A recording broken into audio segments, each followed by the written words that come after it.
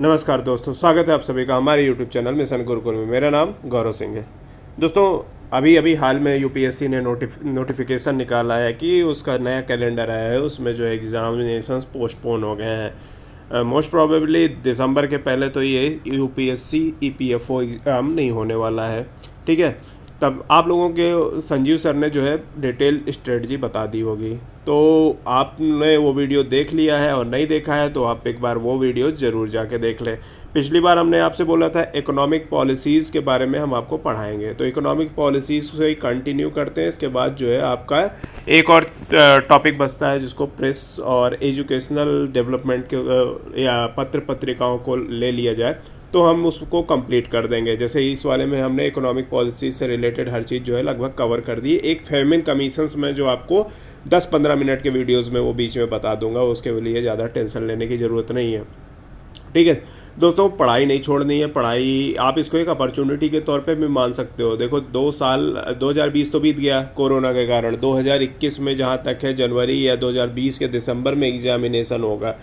तो आप एक चीज़ जान लो कि आपके पास जहाँ 2 साल में 2 अपॉर्चुनिटी थी, वहाँ पे अब 1 साल में 2 साल में एक ही अपॉर्चुनिटी। आप इसको एक अपॉर्चुनिटी के तौर पे भी ले सकते हो या आप उसको रेस्ट करने के टाइम पीरियड के तौर पे भी ले सकते हो। तो जिसने अपॉर्चुनिटी लिया और 400 450 पोस्ट में, उसका जो है चांसेस पक्का बढ़ जाएगा। और जिसने रेस्ट किया वो अब तो कंपटीशन इतना हाई होने वाला है कि वो पीछे हो जाएगा। इसीलिए जो है आप इसको रिवाइज करते रहिए, इसको पढ़ते रहिए। कंटिन्यूटी बहुत ज़रूरी है, बहुत ज़्यादा। और हम लोगों ने स्ट्रेटजिकली उसमें काफ़ी कुछ चेंजेस लाए। अब करंट अफेयर जो 1 साल का हमको पढ़ाना थोड़ा टफ लग रहा था क्योंकि टाइम था नहीं, उस टाइम पे हमको सब कुछ कवर करना था, तो उसको जो है हम लोग पूरा फोकस करके पुराने करंट अफेयर को और नए करंट अफेयर को सबको कंपाइल करके आपको प्रोवाइड कराएंगे। ठीक है, चलिए शुरुआत करते हैं पहले British economic policy and its impact. पहले तो हम बैकग्राउंड में कुछ चीज़ें जान लेते हैं। बैकग्राउंड में सबसे पहले जान लीजिए कि ब्रिटिश ईस्ट इंडिया कंपनी कब बनी थी। 1600 में बनी थी। ठीक है, मैं आपको आपको मतलब मैंने बोला तो नहीं है, लेकिन ये हमारे प्लेलिस्ट में आपको मॉडर्न हिस्ट्री में वो ब्रिटिशर्स और डच पुर्तगीज़ जितनी भी कंपनीज़ हैं उनके फॉर्मेशन और वो कब इंडिया में आए, उनकी पहली फैक्ट्री कब थी, बाकी कॉन्क्वेस्ट वगैरह सब कुछ डिटेल में मिल जाएगा आगे आने वाले टाइम में। ठीक है, तो 1600 में ब्रिटिश ईस्ट इंडिया कंपनी जो है इस्टेब्लिश हुई थी। उसके बाद 1612 में जो है इन्होंने पहली सूरत की फैक्ट्री बनाई।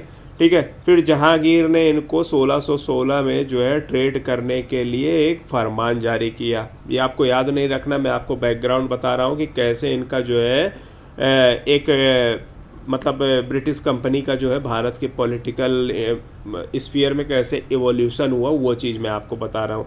उसके बाद ब्रिटिश कंपनी जो ईस्ट इंडिया कंपनी है उसको जो जमींदारी राइट मिले था कोलकाता, सुल्तानाती और गोविंदपुर में एक शोभा सिंह थी, उनके मतलब जमींदार थी, उनके थ्रू मिला था 1698 में। वहीं से बंगाल में इनकी हिस्ट्री शुरुआत होती है। ये मैं वहाँ बताऊँगा, डिटेल में बताऊँगा, मिल जाएगा आपको प्लेलिस्ट में। उसके बाद फारूक सैयद ने एक फरमान जारी किया था 1717 में, जिसको मैग्ना कार्टा कहते हैं, जिसमें duty free right to East India Company को सूरत और बंगाल में दोनों जगह पे जो है इनको राइट दे दिया था। लेकिन बाद में चल के यही फरमान जो है बंगाल में नवाब ने जो है डचेस के लिए भी जो है यही जारी कर दिया था। और आगे चल के यही काफ़ी ज़्यादा नोक झोंक हुई थी इसमें और पूरा प्लासी और बक्सर के वार हुए थे। वो चीज़ें चलिए आगे की चीज़ है।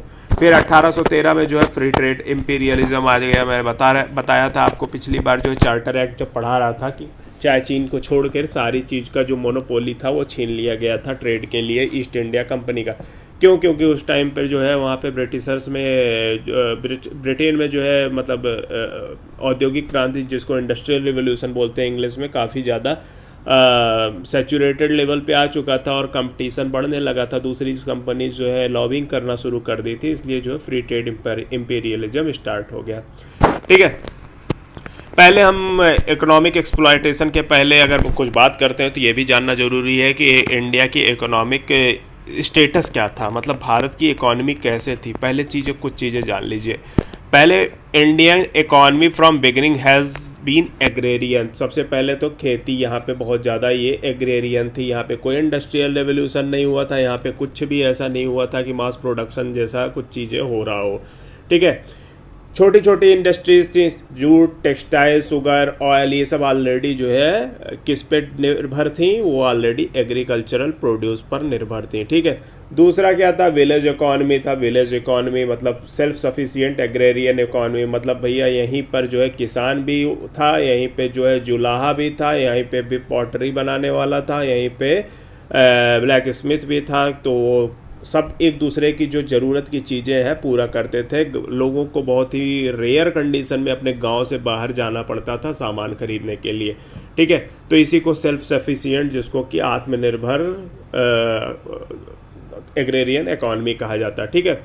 1750 तक जो ट्रेड था इंडिया का, वो सुपीरियर था किसी भी यूरोपियन कंट्रीज़ में। बेसिकली इंडिया से spices, precious stones, Indigo, sugar, cotton, सब कुछ जो है यहाँ से एक्सपोर्ट होता था। इसके बदले में जो है वहाँ से काफ़ी ज़्यादा बुलियन आता था। मतलब कुल मिला के बैलेंस ऑफ पेमेंट जो था ये इंडिया के फेवर में था। ठीक है। बैलेंस ऑफ पेमेंट ये आपको एक टेक्निकल टर्म है, इकोनॉमी में पढ़ाया जाएगा। बस ये कुल मिला के यही जान लीजिए, आयात निर्यात प्लस बहुत सी चीज़ें होती हैं, बस यही अभी इतना जान लीजिए कि आपको अपर हैंड मिला था उस टाइम पे 1750 तक। India had very little need of European products, उसको यूरोपियन प्रोडक्ट्स का बहुत ज़रूरत नहीं था, क्योंकि मैंने बताया यहाँ पे अपने पास सब कुछ था। इतना बड़ा विविधता वाला देश, इतना डाइवर्स देश था कि अगर नॉर्थ इंडिया में राइस उग रहा है तो साउथ इंडिया में पाम ऑयल, सब कुछ उग रहा है। तो इसको इंडिया को कोई ज़रूरत नहीं था कि भाई हमको बहुत सी चीज़ें चाहिए। तो इंडिया केवल प्रेशियस स्टोन्स में ही जो है सौदा करता था। ट्रेड जो है प्रेशियस मेटल्स में ही होता था। बुलियंस जो होते थे यूरोप से इंडिया में आते थे। ठीक है। नॉन यूरोपियन कंट्रीज़ के अलावा भी जो मतलब यूरोपियन कंट्रीज़ के अलावा भी नॉन यूरोपियन कंट्रीज़ के साथ भी जो है इंडिया का लिंक था, जैसे अरब, चाइना और ईस्ट कोस्ट ऑफ अफ्रीका, यहाँ सब भी इंडिया का काफ़ी ज़्यादा ट्रेड होता था। ठीक है। लेकिन उसके बाद जो है कॉलोनियल इकॉनमी में जो है काफ़ी ज़्यादा ड्रास्टिकली चेंज हुई, बहुत ज़्यादा ड्रास्टिकली चेंज हुई। क्यों चेंज हुई? पहली चीज़ें तो है, जान लीजिए कुछ चीज़ें इसके बारे में। ठीक है। पहले ये 1860 में मॉडरेटर्स थे, जिसको इकोनॉमिक नेशनलिस्ट, मैं अभी नीचे एक बात बताऊंगा, इकोनॉमिस्ट नेशनलिस्ट जो थे ये सबसे पहले मतलब जिसको कहा जा सकता है ना कि सबसे पहले एनलाइटन के प्रोडक्ट थे। अवेकनिंग जो थी उसके प्रोडक्ट थे दादा भाई नौरोजी, आरसी दत्ता। ये दादा भाई नौरोजी खुद भी एक बिजनेसमैन थे। उन्होंने जो ब्रिटिश गवर्नमेंट का जो है एकदम स्वरूप, मैंने already socio religious reform movement के टाइम पे या उस टाइम पे मॉडरेटर्स के टाइम पे आपको बताया था। तो इन्होंने चारित्रिक पूरा जो है स्वरूप बता दिया कि ब्रिटिश गवर्नमेंट का क्या है। ठीक है। उन्होंने जो है ग्रोथ और डेवलपमेंट, जो भी इंडियन इकॉनमी जो है स्टैगनेंट पोजीशन में हो गई थी। मतलब उस टाइम पे आप समझ लीजिए इंडियन इकॉनमी जो है पर कैपिटा इनकम जो है ग्रोथ ही नहीं थी, कुछ भी, लगभग कुछ भी नहीं थी, मतलब स्टैगनेंट हो गई थी। इनफैक्ट घटने भी लगी थी जगह जगह पे, खासकर बंगाल वगैरह में। ठीक है। और साथ ही साथ इन्होंने जो है एक्सप्लॉयटेटिव नेचर जो है कॉलोनियल इकॉनमी का जो है दिखाया। ठीक है। 1750 तक तो जो है बुलियन इंडिया में आता था यूरोप से, और इंडिया जो है प्रॉफिट पाता था ट्रेड से। लेकिन जो है 1750 के बाद से ये सिचुएशन रिवर्स हो गई। और रिवर्स कैसे हुई वो चीज़ें अभी हम आपको बताएंगे 3 फेजेज में। ठीक है। ये हाल था, आप समझ लीजिए कि 1700 के आसपास जो ब्रिटिश पार्लियामेंट ने एक एक्ट पास किया जिसमें सियाटिक सिल्क डाइज प्रिंटेड कालिकोज सॉल वगैरह पे जो है प्रिंटेड वो सब रेशम के यहाँ पे जो भी प्रोडक्ट थे उन पर बैन लगा दिया। इनफैक्ट एक घटना थी कि कोई लेडी जो है वहाँ पे कालिकोज जो है यहाँ पे मंगाया था, उसका 4 गुना या 5 गुना उस पर जो है फाइन काट दिया था। तो आप समझ सकते हैं कि कितना बुरी स्थिति थी ये सब चीज़ें उस टाइम पे उनके लिए, क्योंकि बैलेंस ऑफ पेमेंट इंडिया के लिए मतलब पॉजिटिव था। तो यही सब चीज़ें था। बाद में आरसी दत्ता जो है इकोनॉमिक हिस्ट्री ऑफ इंडिया में इन्होंने जो है 3 फेजेस जो है ब्रिटिश एक्सप्लॉयटेशन का जो है 3 फेजेस में डिवीज़न किया है। ठीक है। आज का भारत मतलब उनको रजनी पामदत्त की रचना एक थी आज का भारत में, जो उसको सभी मतलब यूनानी मसली जो है एक्सेप्ट करते थे उसको, उसी में जो है इन्होंने इकोनॉमिक हिस्ट्री ऑफ इंडिया के बारे में डिटेल में बात किया है। ठीक है। हम देखते हैं अब तीनों को फेजेस को, पहला फेज था जिसको कहते हैं मर्केंटाइल फेज, जिसको वाणिज्यिकवाद पूंजीवाद हिंदी में बोलते हैं। दूसरा इंडस्ट्रियल पूंजीवाद, इंडस्ट्रियल कैपिटलिज्म का फेज बोलते हैं। तीसरा फाइनेंशियल कैपिटलिज्म का फेज बोलते हैं, ठीक है। हिंदी में इसको वाणिज्यवाद, औद्योगिक पूंजीवाद और वित्तीय पूंजीवाद के नाम से बताया जाता है। मैंने जो है उसमें ब्रैकेट में जो है इनका टाइम ईयर भी बताया है, मैंने चार्टर बताया, तो उसके थ्रू आप लोग समझ रहे होंगे कि ये कैसे कैसे जो है उनके साथ कोहेरेंस दिखा रहा है। चार्टर एक्ट और मर्केंटाइल फेज और ये सब फेजेस जो है कोहेरेंस एक रिप्रेजेंट करते हैं। चलिए डिटेल में बात करते हैं इनके बारे में। पहला फेज जो है मर्केंटाइल फेज, ये 1757 से 1813। 1757 में एक बिग इवेंट हुआ था जो कि सब प्लासी का युद्ध हुआ था। प्लासी के युद्ध में जो है नवाब की हार हुई थी। उसी में ये जो है ईस्ट इंडिया कंपनी की जो मोनोपोली है स्थापित हो गई थी, ठीक है। जब मोनोपोली स्थापित हुई थी तो उनका दो एम था। एक तो सबसे पहले मोनोपोली जो है बनाना, पहला चीज़ जो था व्यापार ट्रेड में, और ऐसी सरकमस्टांसेस बनाना कि जो है कंपनी जो है मिनिमम प्राइस पे जो है सामान को खरीद सके और उसको अधिकतम जो दाम है उस पे बेच सके। तो मतलब भाई कॉस्ट कम लगे और प्रॉफिट बहुत ही ज़्यादा हो, ठीक है। दूसरा ये था कि भारत की जो सत्ता थी उस पर अपना नियंत्रण स्थापित करना। भैया जब सत्ता पे नियंत्रण स्थापित करेंगे तभी तो जाके राजस्व पे नियंत्रण स्थापित होगा। तो दोनों इनका जो है मतलब बेसिकली जो दो एम था वो था, ये था बेसिकली डायरेक्ट प्लंडर। ये मतलब कुछ भी है लूट ले जा रहे हैं बिना मतलब रीजन के, मतलब कोई भी जस्टिफिकेशन नहीं था। इसको डायरेक्ट प्लंडर, डायरेक्ट सीधी लूट का काल कहा जाता है, ठीक है। इंडियन प्रोडक्ट जो है इंडियन रेवेन्यू से ही खरीद ला और ठीक है, और उसको उठा के एक्सपोर्ट कर दिया। मतलब ब्रिटिश से क्या आ रहा है, हमको क्या फ़ायदा मिल रहा है, अपनी चीज़ से उठा के तुम उठा के बेच दे रहे हो। मतलब आपके घर का सामान कोई आके उठा के अपने घर में रख ले रहा है, वो तो बेसिकली डायरेक्ट प्लंडर ही हुआ ना। आपको उसके बदले में कुछ नहीं दिया जा रहा है। और उसी में और सबसे बड़ी चीज़ मैंने आपको रॉबर्ट क्लाइव के बारे में बताया था। उन्हें जो एक सोसाइटी बनाया था जिसमें टोबैको वगैरह, सुपारी वगैरह के लिए जो है अपने कंपनीज़ के एम्प्लॉयज़ को भी ट्रेड करने के लिए मोनोपोली दी थी। तो सोच लीजिए भैया, आप भी कहो हम भी कमाए, अब मिल गई है दुधारू गाय, जितना भी हम सब इसमें से जो है सोने की मुर्गी, सोने का अंडा देने वाली एक मुर्गी मिल गई है भैया। जितना इसको लूट पाओ लूट लो, ये हाल हो गया था, ठीक है। सर उन्होंने भी जो है बहुत ही ज़्यादा मतलब सर जो कंपनी के नौकर लोग थे वो भी बहुत ज़्यादा इसमें मतलब लाभ कमाए, जिसको कि आगे चल के कॉर्नवालिस ने जो है बैन किया था। किसने बैन किया था? कॉर्नवालिस ने बैन किया था। क्लाइव के बारे में मैंने आपको बताया था, खाओ खिलाओ, यही इनका जो है एम था। ये बेसिकली एक क्लर्क थे इसी तो मतलब इनके बारे में चलिए छोड़िए, उतना जानने की ज़रूरत नहीं है अभी। जो बताया था गवर्नर जनरल में वही बहुत ही इंपॉर्टेंट है, ठीक है। तो मर्केंटाइल फेज था 1757 से 1813 के तरफ। इसमें बेसिकली जो है कंपनी अपने एजेंट को भेज देती थी। कंपनी अपने एजेंट के थ्रू जो है बेसिकली बहुत ज़्यादा अत्याचार करती थी। जो कपड़ा तैयार करने वाले जो बुनकर होते थे वो बेसिकली कम मूल्य पर जो है बेचने में विवश हो जाते थे। आगे चल के जो है उन लोगों को प्रॉफिट होना ही नहीं होना बंद हो गया। मतलब कुल मिला के उनको घाटे का सौदा ही था। तो वो बेसिकली अपना काम धीरे धीरे धीरे धीरे छोड़ने लगा, ठीक है। तो इसको पर्सिबल स्पीयर जो है उसको खुले बंगाल में लूट का काल, बेशर्म बेशर्म मतलब अब बंगाल में खुला एवं बेशर्म लूट का काल बोला है इसको पर्सिबल स्पीयर ने। और के एम पन्नेकर ने इसको डाकुओं का राज्य बोला है, ठीक है। तो ये हो गया आपका मर्केंटाइल फेज। दूसरा आ जाता है इंडस्ट्रियल रेवोल्यूशन, जो ब्रिटेन में हो रहा था, जो पीक पे पहुंच रहा था। इसको 1813 कर दीजिएगा, 1813 से 1858 के बीच में, ठीक है। 1813 से 1858 के बीच में ये जो है ब्रिटेन में इंडस्ट्रियल रेवोल्यूशन जो अपना स्वरूप ले लिया था, उसके साथ जो है ये मतलब कोहेरेंसी थी इसमें। इसको बेसिकली औद्योगिक पूंजीवाद कहते हैं, ठीक है। इसमें बेसिकली क्या था कि ये ईस्ट इंडिया कंपनी का मैंने बताया था आपको मोनोपोली जो है स्थापित हो गया था, ठीक है। और यहाँ पे फ्री ट्रेड कैपिटलिज्म आ गया। तो इसके आने के बाद जो है एक्सप्लॉयटेशन का जो नया चैप्टर है स्टार्ट हुआ था, ठीक है।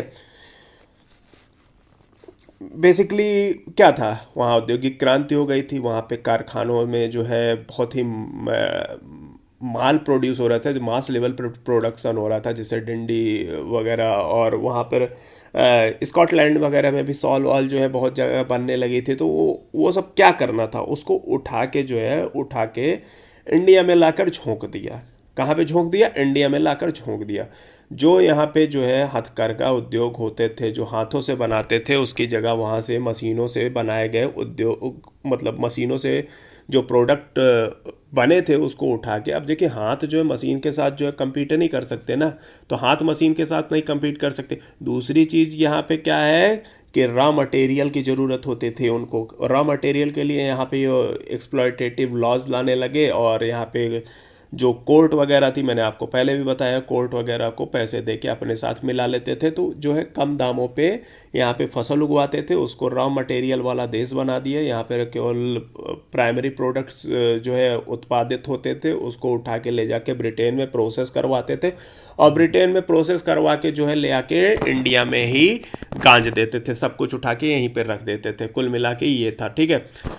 और प्रोटेक्टिव ड्यूटीज़ लगाते थे। प्रोटेक्टिव ड्यूटीज़ क्या था? मान लो इंडिया वाले सामान बनाए, इंडिया वाले, ये इंडिया है, ये आपका ब्रिटेन है, यहाँ से जब सामान जाना होता था तो इस पर जो है 100% का ड्यूटीज़ लगा देते थे, ठीक है। मान लीजिए यहाँ पे 50 रुपए का सामान है, तो यहाँ पे पहुँचते पहुँचते ये 100 रुपए का हो गया, और यहाँ पे से यहाँ आने के लिए केवल 2 या 3% का ड्यूटीज़ लगाते थे। तो 2 या 3% का ड्यूटीज़ लगाए, मान लीजिए यहाँ 25 रुपए, मतलब मशीन बनाती थी, कुछ तो सस्ता बनाती थी।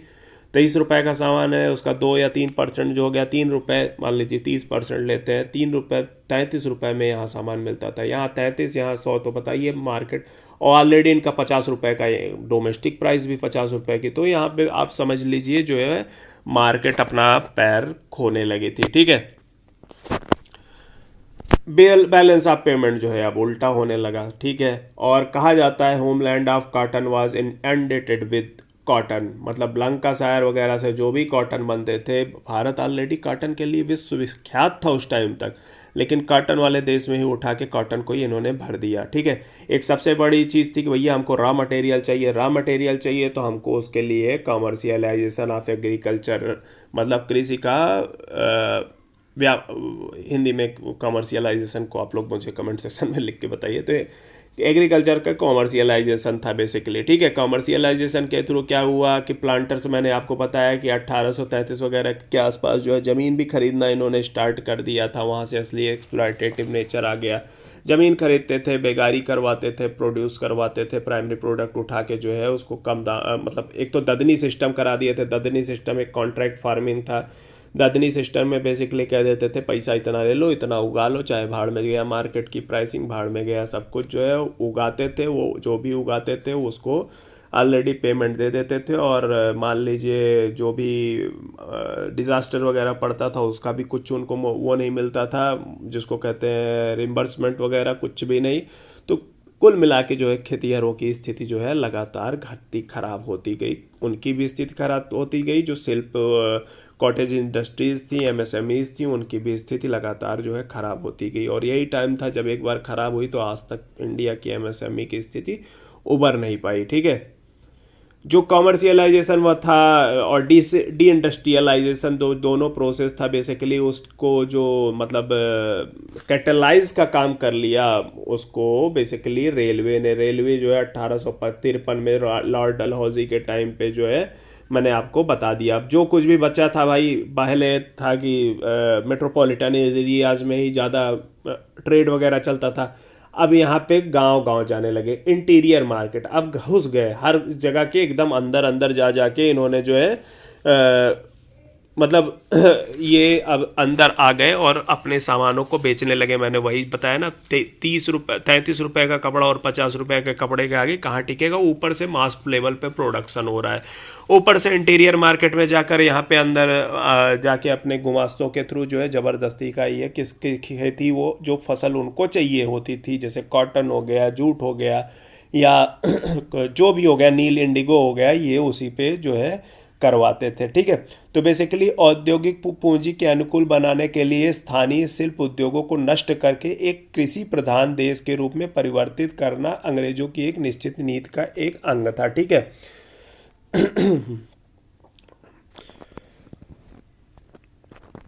तो मैंने इसको बता दिया। तीसरा आता है इनका financial imperialism. Financial imperialism basically क्या था, अब तो भैया सब कुछ हो गया, बैलेंस ऑफ पेमेंट इनके फेवर में हो गया। अब वहाँ के जो कैपिटलिस्ट क्लास था उनके पास बहुत सी पूंजी इकट्ठा हो गई, बहुत सी पूंजी इकट्ठा हो गई। तो अब क्या करें भाई, वहाँ पे देखिए आप ब्रिटेन में इस टाइम पे तक ट्रेड यूनियन, लेबर यूनियन, बहुत कुछ चीज़ें बनने लगी वहाँ पे। अब लेबर की जो प्राइस, मतलब लेबर का जो प्राइस था वो बढ़ता लगा, कॉस्ट बढ़ने लगी, फैक्टर कॉस्ट जो है बढ़ने लगी फैक्ट्री में, तो मुनाफा धीरे धीरे कम होने लगा।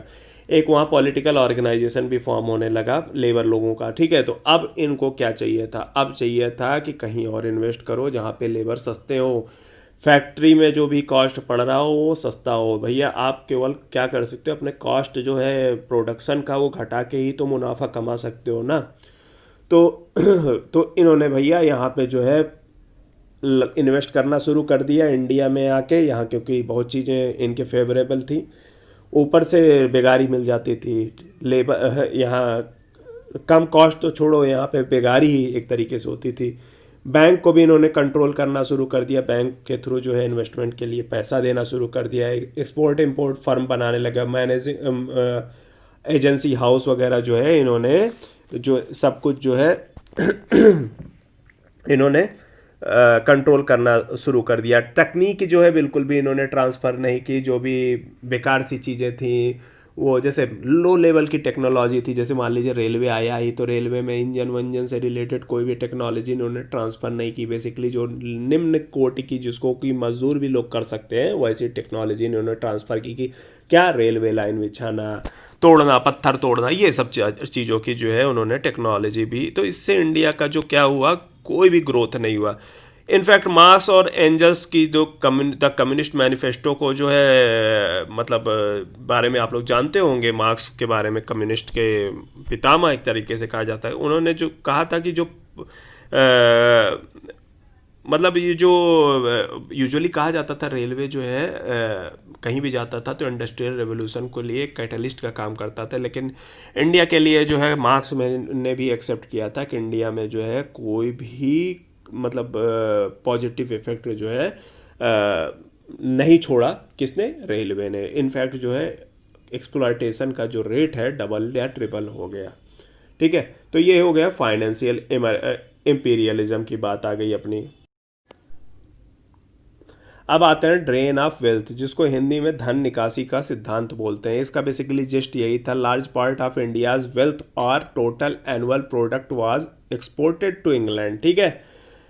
जीडीपी का कुछ काफ़ी पार्ट जो होता है इंग्लैंड को एक्सपोर्ट किया जाता था, इसके बदले में इकोनॉमिक या मटेरियल रिटर्न जो है इंडियंस को नहीं मिल रहा था, इसी को ड्रेन ऑफ वेल्थ कहा जाता था। यही बेसिकली मेन कारण था इंडिया की पॉवर्टी का। इसको बहुत लोगों ने जो है मुद्दा उठाया, poverty and Britishers rule India में। दादा भाई नौरोजी ने 1867 में इस चीज जो थ्योरी है उसको प्रोपाउंड किया। आगे चल के राणा डे, आरसी दत्ता, इन सब ने भी बहुत, दिमसा वाचा, बहुत लोगों ने इस पे जो है महत्वपूर्ण, या अय्यर वगैरह बहुत लोगों ने इस पे महत्वपूर्ण भूमिका निभाई, ठीक है। राणा डे के तो अकॉर्डिंग जो है 1/3 जो है इनकम थी इंडिया की वो जो है बाहर ड्रेन हो रही है। मतलब कुल मिला के ये था कि आपका बादल जो है गंगा नदी से उठकर जो कि थेम्स नदी पे जाके बरसा रहा है, गंगा जी से यहाँ पे ड्रेन हो रहा है, यहाँ बरसा रहा है, ठीक है। कुल मिला के जो है आपका कोई भी मटेरियल लाभ नहीं हो रहा है, विजिबल इनविजिबल तरीके से कोई भी लाभ नहीं हो रहा है। जिसको इस मुद्दे को सबसे ज़्यादा उठाने में जो पत्रिका ने रोल निभाया, पत्रिका मैं अलग से पढ़ाऊँगा, अमृत बाजार पत्रिका ने जो है बहुत ही महत्वपूर्ण भूमिका निभाई थी, ठीक है। दादा भाई नौरोजी के मैंने बता ही दिया 1867 में।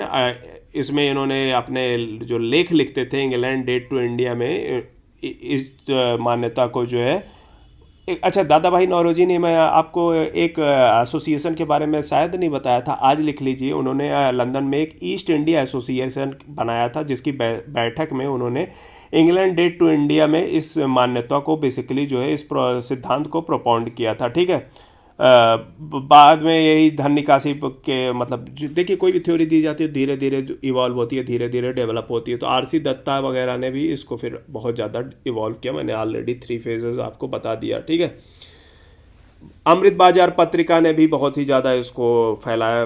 इस थ्योरी को। और ये चीज़ें जो है मार्क्स हिस्टोरियन में भी काफ़ी ज़्यादा हिट रही है, खासकर एक मार्क्स का खुद का पर्सनल जो है इंटरेस्ट इसमें काफ़ी ज़्यादा इंडियन इकोनॉमिक के एक्सप्लॉयटेशन में हो, इसको इन्होंने ब्लीडिंग प्रोसेस बोला, मतलब धीरे धीरे खून रिस रहा है। मैंने आपको कांग्रेस सेशन बताया था, इस सिद्धांत को 1896 के कांग्रेस के कलकत्ता सेशन में जो है कांग्रेस ने एक्सेप्ट किया था, ड्रेन ऑफ वेल्थ में। ऑलरेडी बताया है, फिर से बता दे रहा हूँ, थोड़ा सा दिमाग में कर लीजिएगा। कब? 1896 के कलकत्ता सेशन में जो है एक्सेप्ट किया था।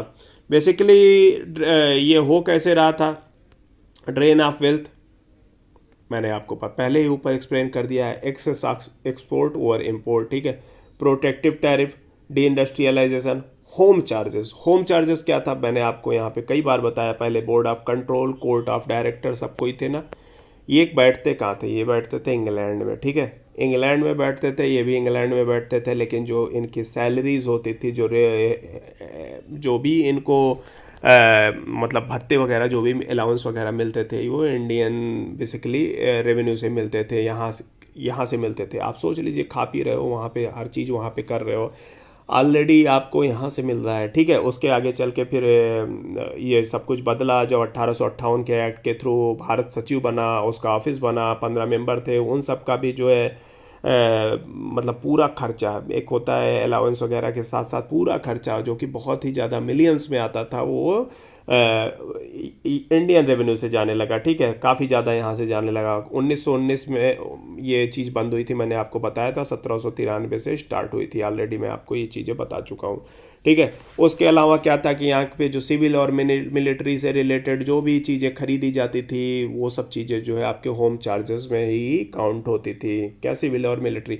हाँ, बाहर के लिए कोई कॉन्क्वेस्ट होता था, जैसे इंडिया मतलब सेना जो है बर्मा पे अटैक कर रही है, तो वो सब जो है होम चार्जेस में नहीं काउंट होता था। बाकी जो इंडिया में सिविल सर्विसेज के जितने भी मेंबर थे, वहाँ से जो भी आते थे या जितने भी क्लर्क आते थे, सबका अलाउंस वगैरह जो है, पेंशन वगैरह जो है, यहीं से चार्ज होता था इंडियन रेवेन्यू से, ठीक है। तो ये एक तरीके से अत्याचार था। एक आता है काउंसिल बिल। काउंसिल बिल कुछ नहीं है, आप इसके बारे में डिटेल में मत जानिए, बस हम एक समरी बता दे रहे हैं। काउंसिल बिल जो है, इंडियन एक्सपोर्ट जो भी होता था, उस ये बिल देकर जो है ये सामान खरीद लिया जाता था। फिर इंडियन रेवेन्यू मतलब बेसिकली एक तरीके से रुपए और पौंड का जो विनिमय होता था, रुपए और पौंड का, उसी के बीच में एक इंस्ट्रूमेंट था। ये भारत सचिव को देकर जो है वापस जो है पौंड तरीके से पौंड में ये लोग वापस जो है जो खरीदते थे वो पा जाते थे पैसे। तो कुल मिला के इंडियन चीज़ों से ही, इंडियन रुपीज़ से ही इंडियन सामान ये खरीद रहे थे। इसमें उनको कोई भी अपना इन्वेस्टमेंट नहीं देना था। ये सब मशीनरी बना दी गई थी होम चार्जेस काउंसिल बिल की। ये जो अभी तक प्लंडर का काल दिख रहा था, वो अब दिखने लगे सभ्य लोगों का काल, कुछ नहीं और कोई भी चीज़ नहीं थी। बाकी European agency house, European bank house, ये सब भी जो है इंटरेस्ट रेट जो भी इंडिया पे पड़ रहा था, वो सब चीज़ें भी जो है आपका ड्रेन हो रहा था। तो कुल मिला के हर तरफ से जो है यहाँ पे नाली खुल गई थी, जो भी जा रहा था सब इंग्लैंड में ही जा रहा था, ठीक है। तो हमने ये चीज़ें पढ़ा है। इकोनॉमिक एक्सप्लॉयटेशन में मैंने काफ़ी चीज़ें आपको डिटेल में यहाँ पे बता दी, ठीक है।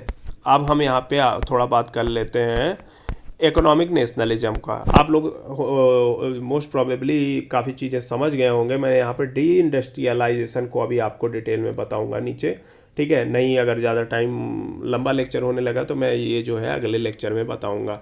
होम चार्जेस हो गया, काउंसिल बिल भी हो गया। काउंसिल बिल के बारे में आपसे डिटेल नहीं पूछेगा कि क्या होता है काउंसिल बिल, बस आपको बस ये जान लीजिएगा कि एक तरीके से ये विनिमय का एक तरीके से एक इंस्ट्रूमेंट था और कुछ नहीं। और यूरोपियन बैंक और यूरोपियन एजेंसी हो ही गया। अब आते हैं इकोनॉमिक नेशनलिज्म पे। इकोनॉमिक नेशनलिज्म बेसिकली क्या था? देखो, पहले तो ये सब चीज़ें हो रही थी, किसी को समझ में नहीं आया, तो कुछ लोगों का दिमाग काम किया कि भाई ये हो क्या रहा है, कि हमको कुछ मिल नहीं रहा, आप उठा के लेके चले जा रहे हो सारे पैसे वैसे, तो इसका हमको मटेरियल लाभ क्या हो रहा है? कुछ नहीं हो रहा है ना। तो बेसिकली ये जो है इकोनॉमिक नेशनलिज्म, जो ये इशूज़ शुरू में उठाए, वो इकोनॉमिक नेशनलिज्म ये थॉट था, और जो जिन्होंने ये थॉट उठाया उसको इकोनॉमिक नेशनलिस्ट बोलते थे। ये बोलते थे कि भैया गरीबी भारत में इनहेरेंट नहीं था, ये सारा जो लोचा है बेसिकली वो कॉलोनियल पॉलिसीज़ के कारण है। इकोनॉमिक नेशनलिस्ट में सबसे पहले दादा भाई नौरोजी थे। इन्होंने काफ़ी चीज़ें बताया आपको, पॉवर्टी एंड ब्रिटिशर्स रूल बताया। साथ ही साथ इनके wants and means of India एक पेपर था, on the commerce of India एक पेपर था, इंग्लिश डेप्थ टू इंडिया एक पेपर था। ये 3 पेपर आप लोग दिमाग में रख लीजिएगा। ये तीनों पेपर जो है दादा भाई नौरोजी के थे। उसमें जो है ब्रिटिश इकोनॉमिकल पॉलिसी का जो चरित्र था, स्वरूप था, उन्होंने उसको पूरा खंगाल दिया। अच्छा, एक फैक्ट और मैं आपको बताना चाहूँगा। ब्रिटिश हाउस ऑफ कॉमन में सबसे पहले भारतीय इलेक्ट होने वाला कौन था? वो थे दादा भाई नौरोजी। पहले इलेक्ट होने वाले सबसे पहले इलेक्ट होने वाले दादा भाई नौरोजी थे। ठीक है, दादा भाई नौरोजी सबसे पहले इलेक्ट हुए।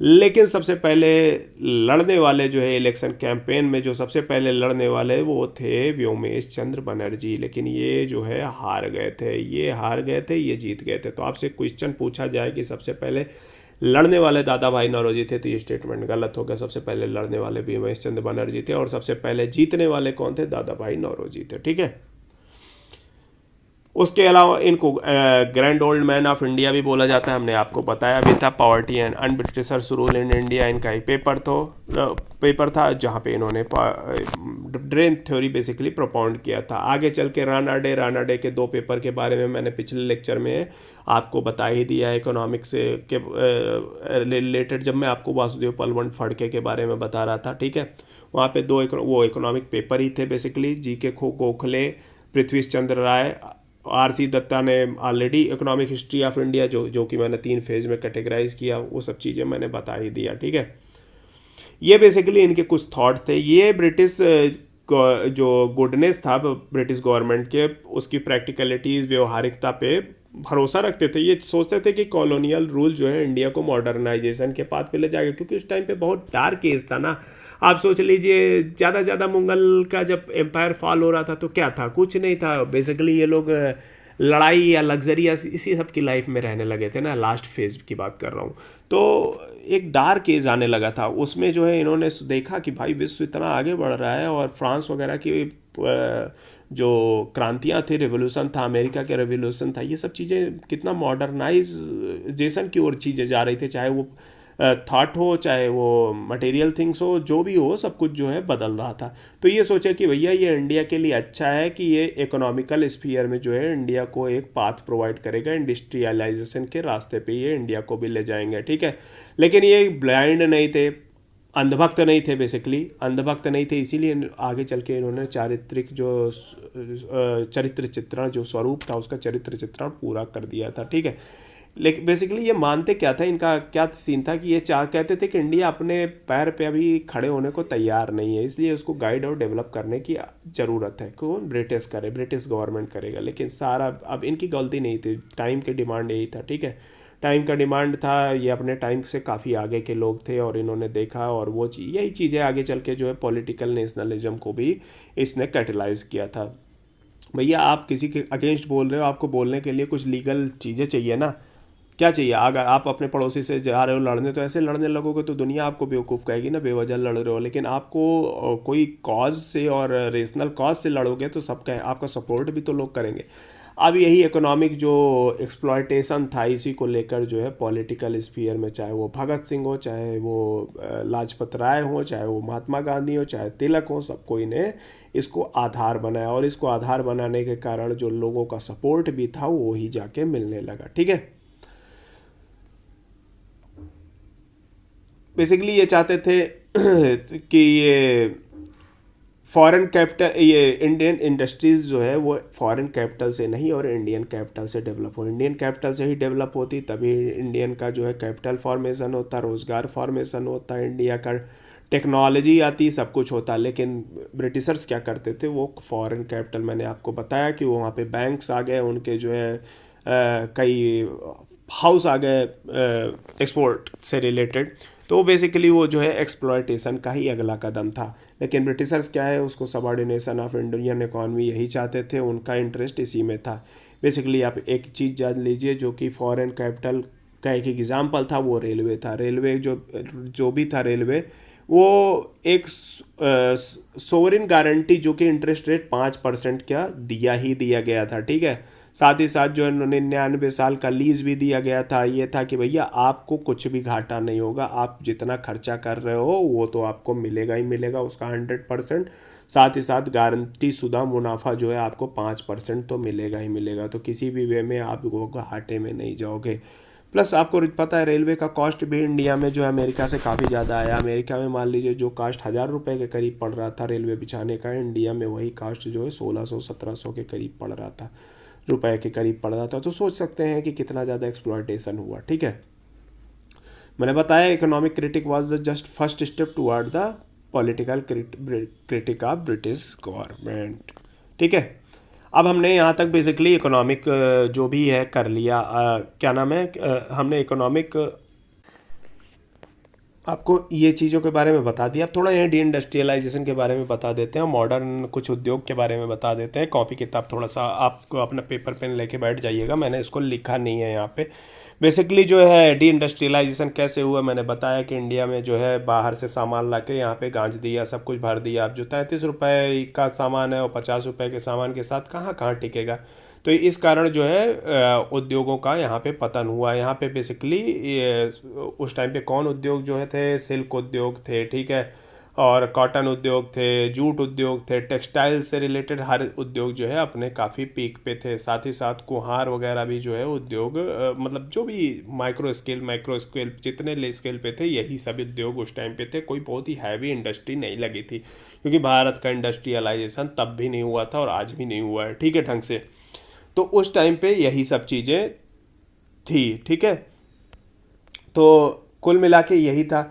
लेकिन धीरे धीरे ब्रिटिशर्स आए यहाँ पे और सारी पॉलिसी चेंज कर दिया, और यहाँ पे जो शिल्प उद्योग था उसको उसके बैकबोन तोड़ दिया। उसका बैकबोन तोड़ने के लिए दो तीन राजा, एक तो परचेजिंग पावर लोगों की घट गई थी, दूसरा क्या था, ब्रिटिश रजवाड़े अब नहीं रह गए थे जो कि उनको प्रश्रय देते थे। ब्रिटिश रजवाड़े चीज़ों को प्रश्रय नहीं दे पाते थे, तो देखो इतना बड़ा राजपाट होता था, उनकी सामान खरीदने के लिए बहुत बड़ा मार्केट होता था, वो चीज़ें चला गया।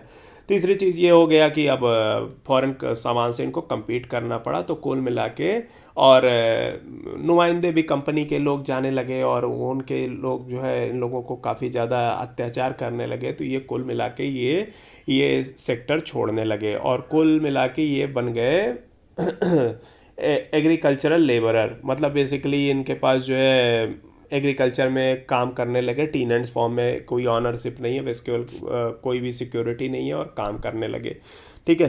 तो यही सब चलते हुए ये इनका एक्सप्लॉयटेशन हो गया।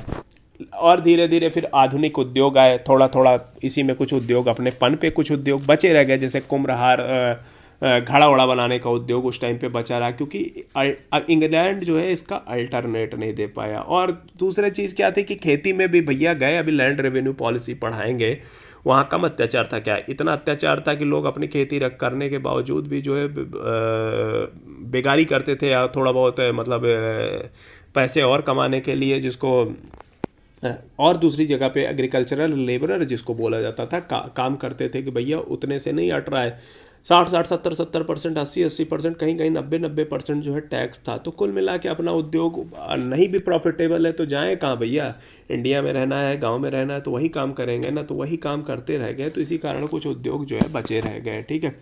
फिर आगे चल के भी जो है आगे चल के भी कुछ जो है उद्योग बने, जैसे राणा डे के जो मतलब राणा डे इस कदम में सबसे मतलब इस दिशा में बहुत बड़े कैटलिस्ट का काम किए थे। तो मतलब औद्योगिकरण के लिए उन्होंने जो लोगों को आह्वान किया, और आगे चल के केटी तेलंग और फिरोज शाह मेहता के बारे में मैंने आपको बताया था कि ये ऑलरेडी एक इंडस्ट्रियलिस्ट थे, इन्होंने साबुन का कारखाना खोला था। साथ ही साथ जो है लाला लाजपत राय जो है पंजाब नेशनल बैंक के डायरेक्टर बने थे। किसके, लाला लाजपत राय किसके डायरेक्टर थे, लाला लाजपत राय जो है पंजाब नेशनल बैंक के जो है डायरेक्टर बने थे। तो उन्होंने काफ़ी जो है कैपिटल के लिए लोन बांटे हुए थे, ठीक है।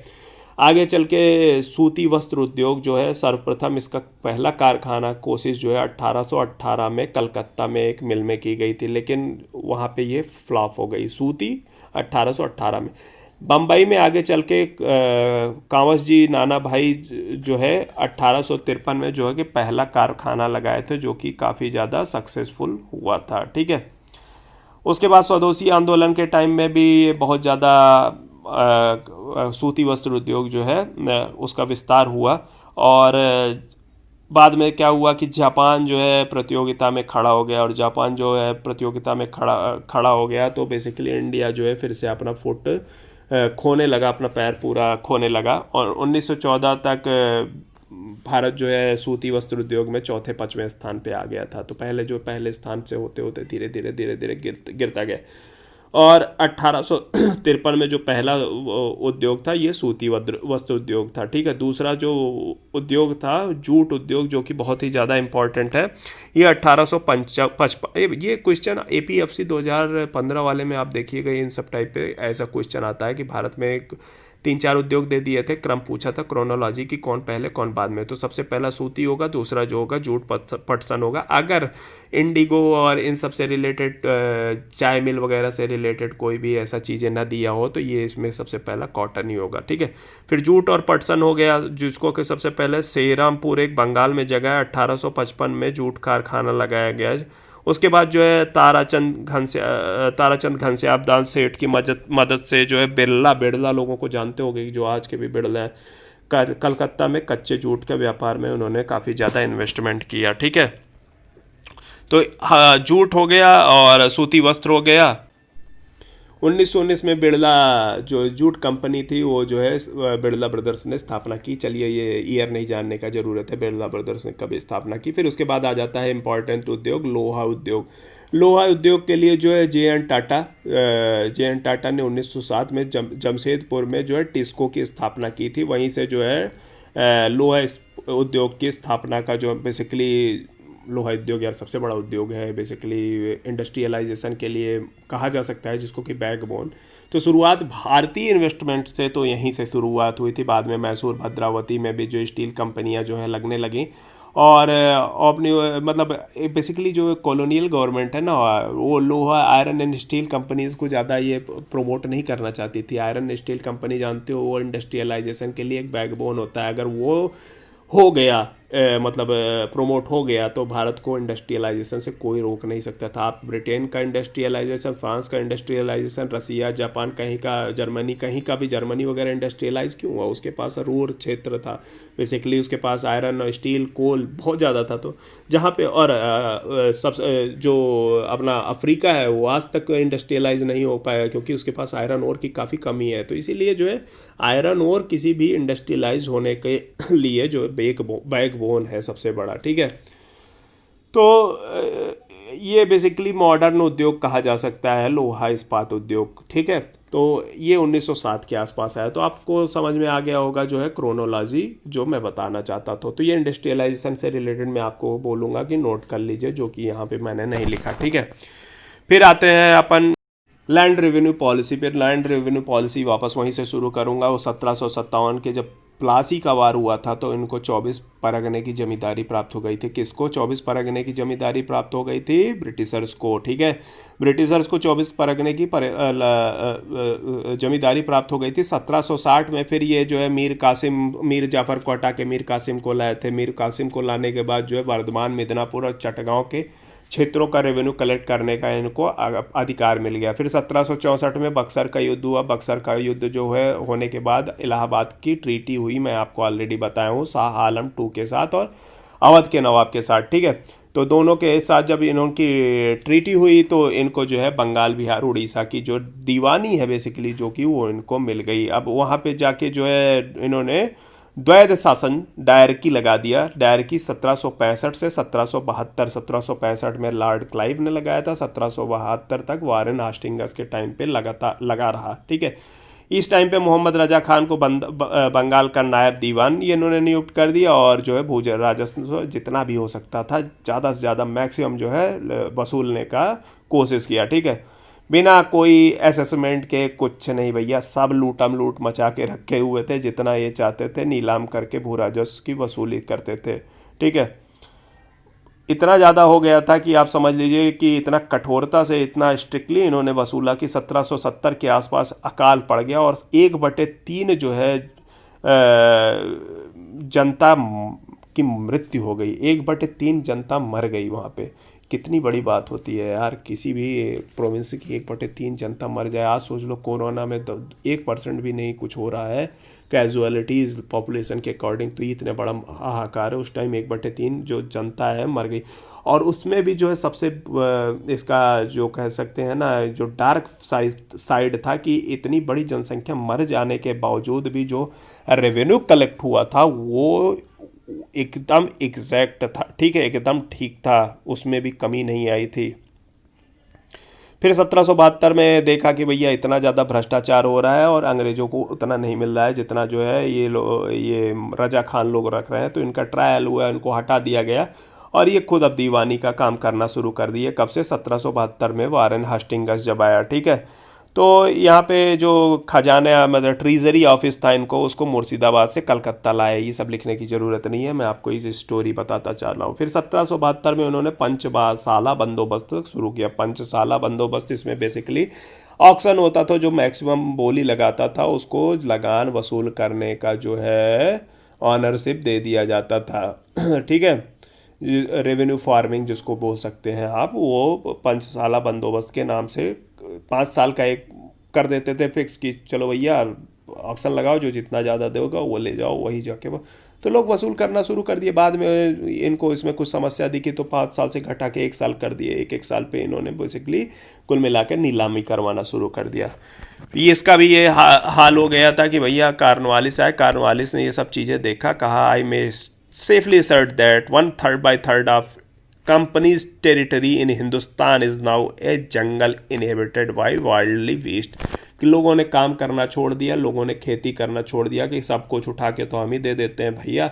अरे यार आपको कह दिया जाए, आपका गवर्नमेंट का हाथ रख दिया जाए किसी भी अत्याचारी के ऊपर कि आपको जो भी लूटना है लूटो, मुझे दो, तो सोच लो क्या कंडीशन होगी। मतलब लालेसनेस जो है वो मच जाएगी। तो इसी क्रम में जो है 3 प्रथा लाई गई। परमानेंट सेटलमेंट, जिसको स्थायी बंदोबस्त, इस्तेमारी बंदोबस्त कहा जाता था, दूसरे कहा जाता था रैयतवारी, तीसरे को कहा जाता था महलवारी। परमानेंट सेटलमेंट जिसको कि लॉर्ड कॉर्नवालिस ने जो है बंगाल का गवर्नर जनरल बन के 1786 में आया, उसने जो है इंट्रोड्यूस किया, ठीक है। देखिए एक चीज़ जान लीजिए, इन्होंने इसको इंट्रोड्यूस किया, ना कि खोजा है, ठीक है।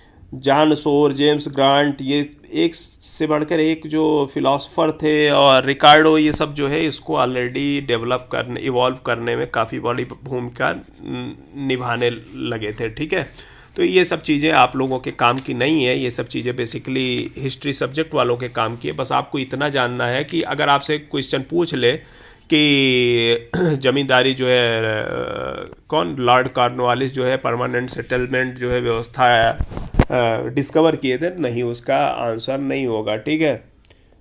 तो जॉन सोर बेसिकली कहते थे, जॉन सोर जो है कहते थे कि ये जो जमींदार हैं वो भूमि संपत्ति के मतलब स्वामित्व रखते हैं, मतलब जमींदार and not the sovereign who was the proprietor of the land. ये जॉन सोर का थॉट था, और कॉर्नवालिस जो है जॉन सोर वाले के थॉट से ही ज़्यादा इन्फ्लुएंस थे, ठीक है। फिर ये इसके अंडर जो है क्या किया गया, इसके अंडर जो है 1793 से 10 वर्षीय प्रबंध स्थायी कर दिया गया। 10 साल के लिए जो है प्रबंध स्थायी कर दिया गया, और इसमें जो भी एक कर का निर्धारण किया गया वो भी बेसिकली एक गेस वर्क था। कुछ भी एस्टिमेशन नहीं हुआ, कोई भी यहाँ मैपिंग नहीं हुई, कुछ नहीं हुआ। गेस वर्क के थ्रू जो है इन्होंने एक लगान तय कर दी गई, और जिसका 10/11 भाग जो है सरकार के पास जाता था, और 1/11 भाग जो है 10/11 भाग ही मैंने लिखा हुआ है, 10/11 भाग जो है सरकार के पास जाता था कंपनी को, 1/11 में आप जितना कमा लीजिए कमाइए, वो जाता था जमींदारों के पास, ठीक है। इसमें जमींदार को बहुत लाभ कमान हुआ, और मतलब ये भी जान लीजिए कि एक सूर्यास्त कानून बनाया गया, कि मतलब सूर्यास्त कानून, सनसेट लॉज बनाया गया, जिसमें जो है सनसेट लॉज मतलब उसके शाम तक जो है मतलब निर्धारित कर देते थे डेट, उसके सन डूबने से पहले अगर आप ज़मींदार लोगों के लिए कि जब आप रेवेन्यू नहीं देते हो तो आपकी ज़मीन जो है नीलाम हो जाएगी। इसमें ज़मींदारों की भी ज़मीन काफ़ी नीलाम हुई थी। इतना हाई टैक्स था कि भैया ज़मींदार चाह के भी नहीं वसूल पाए थे। इसमें क्या था कि बेसिकली ज़मींदार, इसमें 2-3 चीज़ें ये लोग सोचे थे कि पहली चीज़ें तो है भैया यहाँ ज़मींदार लगा देंगे तो यहाँ पे इन्वेस्टमेंट होगा, ठीक है, प्रोडक्शन बढ़ेगा, सब कुछ बढ़ा अच्छा होगा। लेकिन क्या हुआ, जमींदार यहाँ पर रहते ही नहीं थे, जमींदार बाहर रहते थे, तो वो वहाँ से एक दूसरा जमींदार अपॉइंट कर देते थे। तो इसको सब फ्यूडलिज्म बोलते हैं, सब फ्यूडेशन बोलते थे। वो अपना कंट्रोल करता था, ना कोई इंटरेस्ट ले रहे थे ना कुछ ले रहे थे, कोई भी इंटरेस्ट नहीं। तो ये मनी लेंडर्स उल्टा जो है यहाँ पे एक तरीके से लोगों को अपने जाल में फंसा ले गए। तो कुल मिला के कोई इसका जो है आउटकम नहीं है। अंग्रेज भी जो है 60 करोड़ अगर इकट्ठा करते थे ज़मींदार, तो ये अंग्रेज उसमें से 4 करोड़ पाते थे। सोच लीजिए 56 करोड़ इन्हीं के पास जाता था। तो अंग्रेज भी इसका कोई लाभ नहीं कमा पाए, कोई भी उसका कोई लाभ नहीं कमा पाया। तो इसका बस एक चीज़ और जान लीजिए, ये कहाँ कहाँ इंट्रोड्यूस हुआ था, बंगाल, बिहार, उड़ीसा, वाराणसी और गाजीपुर। उत्तर प्रदेश में बेसिकली महलवारी सिस्टम था, लेकिन वाराणसी और गाजीपुर में जो है ज़मींदारी सिस्टम लगा हुआ था। साथ ही साथ नॉर्थ कर्नाटका। तो ये लोकेशन आपको दिमाग में होनी चाहिए। इस पे क्वेश्चन पूछ लेता है कि सिर्फ ओनली इन बंगाल, नहीं भैया, बंगाल में ओनली नहीं लगा था, उत्तर प्रदेश, कर्नाटक के उत्तरी पार्ट में। इसके अंडर जो है देश की 19% ब्रिटिश टेरिटरी आती थी, 19%। ठीक है। तो अब देखा भैया, समस्या ये हो गया, जमींदार खूब कमा रहे हैं, जहाँ कमा रहे हैं, जहाँ नहीं कमा रहे हैं वहाँ नहीं कमा रहे हैं। वो कमा ले रहे हैं, लेकिन जो है हम लोग उसका लाभ नहीं पा रहे हैं। तो कुछ ना चेंज करने की ज़रूरत थी। तो नया जो है एक सिस्टम इंट्रोड्यूस किया गया 1792 में, अलेक्जेंडर रीड के द्वारा 1792 में 12 महल से। ठीक है, जिसको आगे थॉमस मुनरो जो है गवर्नर जनरल 1801 में जब बना, मतलब बना था गवर्नर जनरल, तो उन्होंने जो है इसको और ज़्यादा प्रचारित किया था। ठीक है, ये कहाँ कहाँ लगाया था, मद्रास में लगाया था, बॉम्बे में लगाया था, ईस्ट बंगाल में लगाया था। हमेशा बंगाल में पूरा जो है जमींदारी नहीं था, और ईस्ट बंगाल में, और थोड़ा बहुत उधरी के पोर्शन ऑफ बंगाल में, साथ ही साथ कर्नाटक के कूर्ग में 51% टेरिटरी जो है ये कवर करता था। आपसे पूछा जा सकता है महलवारी, रेयतवारी और ज़मींदारी में सबसे ज़्यादा जो है टेरिटरी कौन सा सिस्टम कवर करता था, उसका आंसर होगा रेयतवारी सिस्टम। इसमें जो है सेटलमेंट जो है डायरेक्ट रेयत से मंगाया जाता था। अब ब्रिटिश गवर्नमेंट थी, रेयत से यहाँ बहुत, रेयत मतलब बेसिकली किसान एक तरीके से मान सकते हैं, इन्हीं से डायरेक्ट जो है पैसा लेते थे। बिचौलिया हटा दिया सारा, और इनको ही ज़मीन का जो है स्वामित्व दे दिया गया। ठीक है, और असेसमेंट करते थे, कहते थे आपके ज़मीन का जो है हम असेसमेंट करेंगे और उसी हिसाब से जो है लगा लेंगे। लेकिन ये सब कहने का था, कोई भी असेसमेंट नहीं हुआ। उल्टा ये सिस्टम में इतना ज़्यादा लालची हो गए ब्रिटिशर्स जो है, कि इतना ज़्यादा इन्होंने मतलब लगा दिया कि मतलब जो कहते हैं टैक्स की, उल्टा ये खुद अपने आप में ही बहुत बड़ा ऑपरेसिव हो गया। ठीक है, बेसिकली इसमें क्या कहा था, 30 वर्षों बाद जो है रिव्यू किया जाएगा, 50% जो है लगान देने को बोला था। लेकिन ये सब चीज़ें जो है 30 वर्षों तक के लिए थोड़ा सा दिमाग में रख लीजिएगा, 30 ईयर्स के लिए। तो ठीक है, तो कुल मिला के इसमें भी बहुत ज़्यादा शोषण हुआ। ये करीब 51%, ये इम्पॉर्टेंट है। ठीक है, फिर आते हैं महलवारी सिस्टम में। महलवारी सिस्टम जो है हॉल्ट मैकेंजी ने जो है इसको स्टार्ट किया था यहाँ पे। हॉल्ट मैकेंजी जो है, अब यहाँ पे क्या कहते थे भैया, पहले तो अब हमने बिचौलिया ला के देख लिया, जिसको हमने प्रॉपर्टी राइट दे दिया, दूसरा आ गया रैयत आ गया, उनको भी देख लिया। अब हम एक तीसरा मेथड निकालते हैं। तीसरा मेथड निकालने का बेसिकली ये था कि इन्होंने कई सारे गाँव को महल में डिवाइड कर दिया। ठीक है, गाँव को ही महल कहने लगे। ठीक है, उसको महल में डिवाइड कर दिया, और वहाँ पे एक लंबरदार बना दिया, जिसको लंबरदार बोलते थे। लंबरदार भाई बेसिकली क्या था कि सभी से जो है ज़मीन के अकॉर्डिंग जो इनका प्रोपोर्शन था रेवेन्यू कलेक्ट करता था, और कंपनी के बीच में एक बिचौलिए का काम करता था। लेकिन इसके पास जो है ज़मीन का राइट नहीं था, जैसा कि जमींदारी सिस्टम में था। ठीक है, हाल्ट मैकेंजी ने इस सिस्टम जो है करा था। इसका जो इंट्रोड्यूस किया था इसको यूपी, मध्य प्रांत, ब्रार, ये 3 जगह पे किया था। 30% जो है टेरिटरी इसमें आता था। ठीक है, ये विलेज और स्टेट बाय स्टेट जिसको महल करते थे वहाँ सेटलमेंट करते थे। लंबरदार क्रिएट किया था, बता दिया था। ठीक है, इसको जो है रेवेन्यू भी 30 साल के लिए जो है फिक्स किया था। बेसिकली आपको इसमें जगह जो है जानना ज़रूरी है, जगह बहुत ज़्यादा ज़रूरी है। पंजाब में भी यही था। ठीक है, और इसमें भी काफ़ी ज़्यादा ऑपरेशन हुआ। बेसिकली जो है इतना ज़्यादा रेवेन्यू होता था और किसान दे नहीं पाते थे, तो लंबरदार जो है उनकी ज़मीन हड़प लेते थे। लंबरदार आगे चल के खुद ही एक ज़मींदार में कन्वर्ट हो गए थे। ठीक है, कुल मिला के ये भी बहुत ज़्यादा ऑपरेसिव था। ये इतना ज़्यादा ऑपरेसिव था कि आप समझ सकते हैं कि 1857 का जो रिबेलियन हुआ, रिवोल्यूशन था, इन्हीं एरिया में बहुत ज़्यादा हुआ था। ठीक है, आपसे एक क्वेश्चन पूछूंगा कि जो लैंड रेवेन्यू सिस्टम है उसके अंडर टेरिटरी के मतलब कम, ज़्यादा से कम में बताइए। रैयतवारी में ज़्यादा थे कि महलवारी में थे, तीनों को अरेंज कीजिए कमेंट सेक्शन में। ठीक है, तो कुल मिला के सारे जो ये प्रैक्टिसेस थे ये काफ़ी ज़्यादा ऑपरेसिव थे और ज़मींदार भी यहाँ तक कि काफ़ी ज़्यादा परेशान थे। ज़मींदार की भी ज़मीन बिक गई थी। ज़मींदार परमानेंट सेटलमेंट पॉलीगॉर के थ्रू भी लगाया था, तो पॉलीगॉर रिवेलियन वगैरह आप लोगों ने देख लिया। तो ये होता है ब्रिटेन की इकोनॉमिक पॉलिसीज़ के बारे में हमने बता दिया। ठीक है, लंबा ज़्यादा नहीं करेंगे, अगले लेक्चर में हम आपको फिर से लेके आएंगे जहाँ पे एजुकेशनल सेक्शन लेके आएंगे और जो है वहाँ पत्र पत्रिकाओं के बारे में काफ़ी कुछ पढ़ेंगे और सब देखेंगे। डिफरेंट एक्ट वगैरह आए थे जिसके थ्रू प्रेस पर बैन लगा दिया। फिर से चार्ल्स मेटकाफ वगैरह को देखेंगे। साथ ही साथ बीच बीच में हम और हिस्ट्री के लेक्चर लाते रहेंगे, लेकिन अगले लेक्चर के बाद खासकर आपका ईपीएफओ से ओरिएंटेड जो टॉपिक था वो हमने करीब करीब कंप्लीट कर दिया। ठीक है, पढ़ते रहिए। एक अच्छा अपॉर्चुनिटी भी मान सकते हैं और एक ये बुरी न्यूज़ भी मान सकते हैं, क्योंकि मैं बोला ना, जहाँ पे आपको 2 साल में 2020-2021 मिला के आपको 1,000 सीट मिल रही थी, वहाँ आप 450 सीट मिलेंगी। इसको अपॉर्चुनिटी भी मान सकते हैं।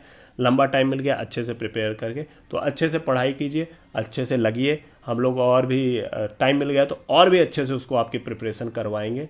तब तक के लिए धन्यवाद।